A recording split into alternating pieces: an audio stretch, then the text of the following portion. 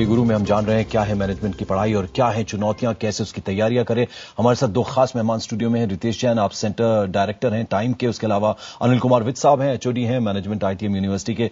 यहां पर आपसे मैं जानना चाहूंगा रितेश की जो पर्सनल इंटरव्यूज हैं उसकी तैयारी कोई कैसे करे?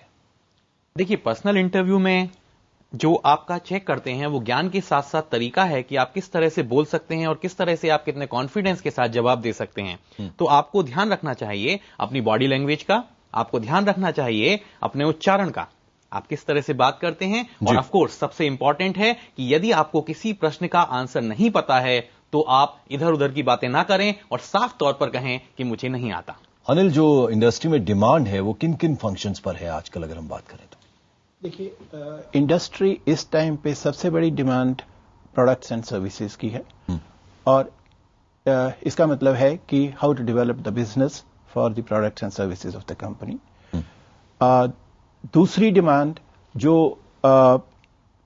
इंडस्ट्री मल्टीडिसिप्लिनरी अप्रोच ज्यादा पसंद करती है। इसका मतलब है कि आपको टेक्नोलॉजी का ज्ञान भी हो और आपको सॉफ्ट स्किल्स और मैनेजमेंट का ज्ञान भी हो।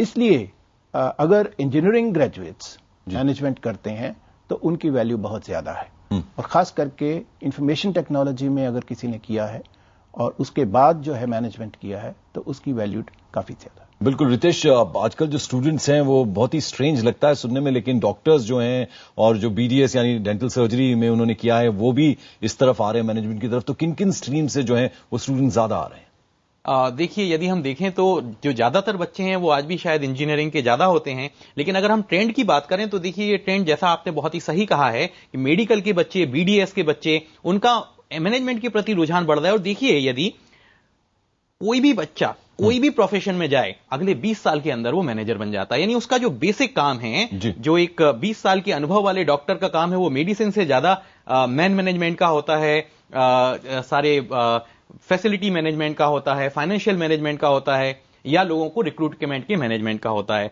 तो यदि आप देखिए तो भविष्य में जाकर किसी भी तरह के प्रोफेशन के लिए आगे जो एक स्कोप होता है वो मैनेजमेंट में सबसे अच्छा होता है। चलिए रितेश, आप हमारे स्टूडियो में आए, अनिल आप हमारे स्टूडियो में आए। हम उम्मीद करते हैं कि स्टूडेंट्स को जो जानकारी आपने दी उससे जरूर लाभ होगा, फायदा होगा। बहुत बहुत शुक्रिया आपका स्टूडियो में आने के लिए।